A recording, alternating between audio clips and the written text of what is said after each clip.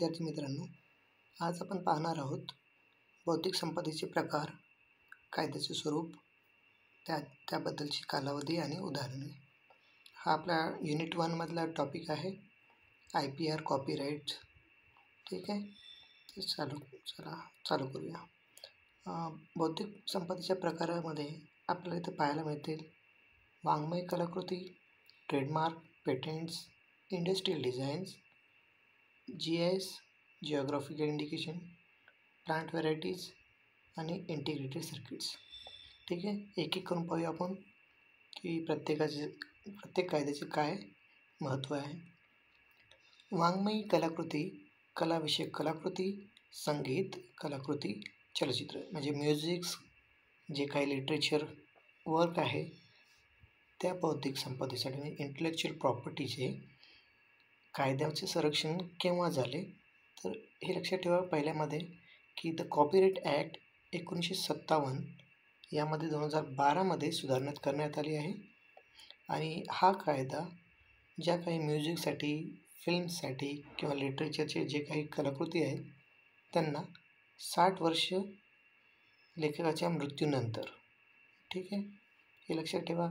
Suppose आपण जर कधी यूट्यूबवरती पाहिलं, यूट्यूबमध्ये सारेगामा म्युझिक्स आहे, त्यावेळेस ज्या कोणी सिंगरने ते गाणं गायलेलं असेल त्याच्या मृत्यूच्या 60 वर्षापर्यंत तो कायदा त्याला संरक्षण करतो.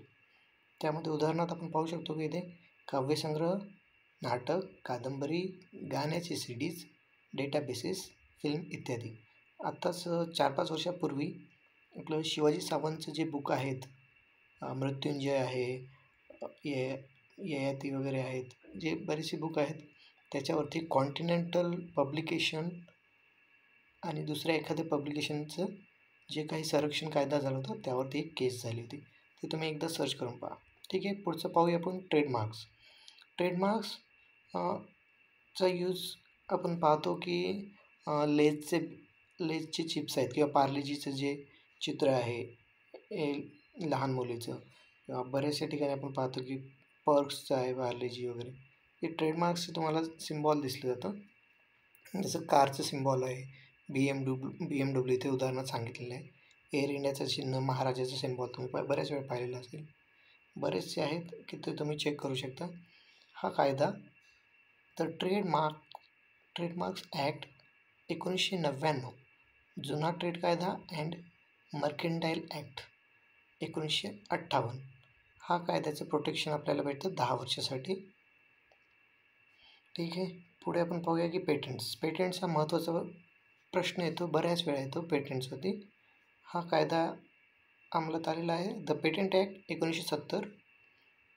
याचं संरक्षण आपल्याला 20 वर्षापर्यंत भेटतं फाईल केलेल्या दिवसापासून. त्यामध्ये उत्पादन पेटंट्स, प्रक्रिया पेटंट्स, नवीन उपयुक्त आणि कोणासही ज्ञात नसलेल्या कोणतीही बाब, software patent, biological patents, chemical patents, संगणक प्रणाली, सॉफ्टवेअर प्रोग्रामची हे सारे पेटंट्ससाठी येतात. जे हे इनोव्हेशन जे काही झालेले आहेत किंवा नवीन प्रोसेस, नवीन टेक्निक्स, ते आपण पेटंट्समध्ये संरक्षण करतो. पुढचं आहे इंडस्ट्रियल डिझाईन. हा कायदा द इंडस्ट्रियल डिझाईन ॲक्ट 2000 आणि ह्याचं संरक्षण असतं 10 वर्षासाठी. आणि त्यामध्ये उदाहरण पाहण्यात येतो की आपल्याला एखाद्या उत्पादनाची आरेखन, जे डिझाईन वगैरे असेल, सपोज आपण एखादं रेल्वेचं एक इंजिन बनवलेलं आहे, पहिल्यांदा वाफेवरती होतं, आता हे इंजिन विजेवरती चालतं आहे. आणि त्या इंजिनमध्ये सपोज आपण AI सिस्टीम म्हणजे कॅमेरा, टचस्क्रीन वगैरे लावलं, तर त्याचं डिझाईन हे पण आपण इंडस्ट्रियल डिझाईनसाठी प्रोटेक्ट करून ठेवू शकतो. कोणत्या कायद्याअंतर्गत? The industrial design act 2000. ठीक आहे, पुढचं आहे की द जिओग्राफिकल इंडिकेशन किंवा इंडिकेटर. ठीक आहे, आता हा GI ॲक्ट काय आहे? Geographical indication, registration of goods and protection act 1999. हा GI टॅग आपल्याला 10 वर्षासाठी प्रोटेक्ट करता येतो. इथे उदाहरणार्थ आपण पाहू शकता की हापूस आंबा, कोल्हापुरी चप्पल, नागपूरची संत्री, दार्जिलिंगचा चहा, बासमती तांदूळ इत्यादी. ठीक आहे, ह्यामध्ये असा एक प्रश्न येऊ शकतो की रिसेंट 2 वर्षामध्ये कोणाकोणाला नवीन GI टॅग्स मिळालेले आहेत. ते एकदा तुम्ही सर्च करून नोट्स बनवून ठेवा. हा पण प्रश्न महत्त्वाचा आहे. आणि हे प्रत्येकाचे इसवी सन जे आहेत ते पण महत्त्वाचे आहेत. पुढचं आहे जैविक विविधता, प्लांट व्हरायटीज.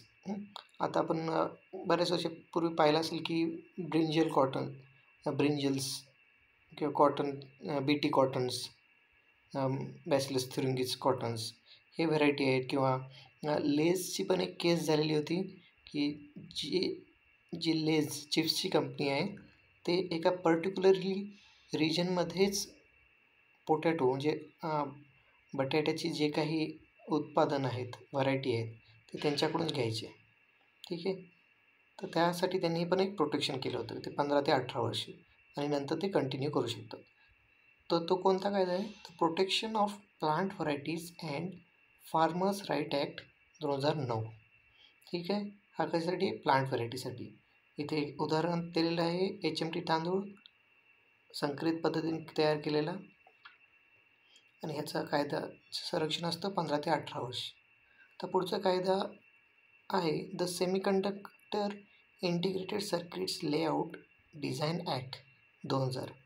इंटिग्रेटेड सर्किट्स म्हणजे जे काही कम्प्युटरचे जे काही नवीन कधी तुम्ही कोणतंही कम्प्युटर किंवा छोटीशी चिप वगैरे पाहिली तर त्यावरती एक बस लाईन्स असतात. आपण तो विषय ICTमध्ये कवर करूया.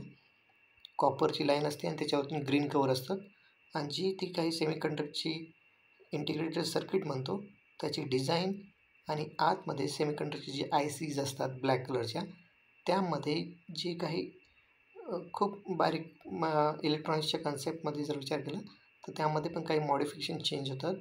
जसं आपण पाहतो की एक उदाहरणात दिलं तर LEDचा कलर, आपलं LED म्हणजे लाईट इमिटेटिंग डायोड, जे LEDचे टॉर्च वगैरे असतात white colour, blue colour, red colour ह्यांचे पण लेआउट बनवूनच त्यांची डिझाईन बनवलेली असते. आता पहिल्यांदा छोटे येत होते, आता तुम्ही पाहिले असतील बरेच CD प्लेअरला गाडीसाठी LED वेगळे आहेत. प्रत्येकाची डिझाईन आहे, त्यांची सर्किट आहेत, त्यांच्यासाठी प्रोटेक्शन जसं सिस्को यूज करतं, कधी विप्रो यूज करतो. प्रत्येकाची डिझाईन वेगवेगळी असते. तर त्या प्रत्येकाची सर्किट डिझाईनचं प्रोटेक्शन 10 वर्षासाठी असतं. ठीक आहे. तर हे लक्षात ठेवा. सर्वांच्या इसवी सन लक्षात ठेवा. जोड्या लावामध्ये किंवा कधी डायरेक्टली विचारतात की कायदेशीर संरक्षणाचा कालावधी किती असतो, उदाहरणे काय असू शकतात, हे तुम्हाला लक्षात ठेवायचं आहे. ठीक आहे. पुढचा व्हिडिओ मी अपलोड करेल. थँक्यू.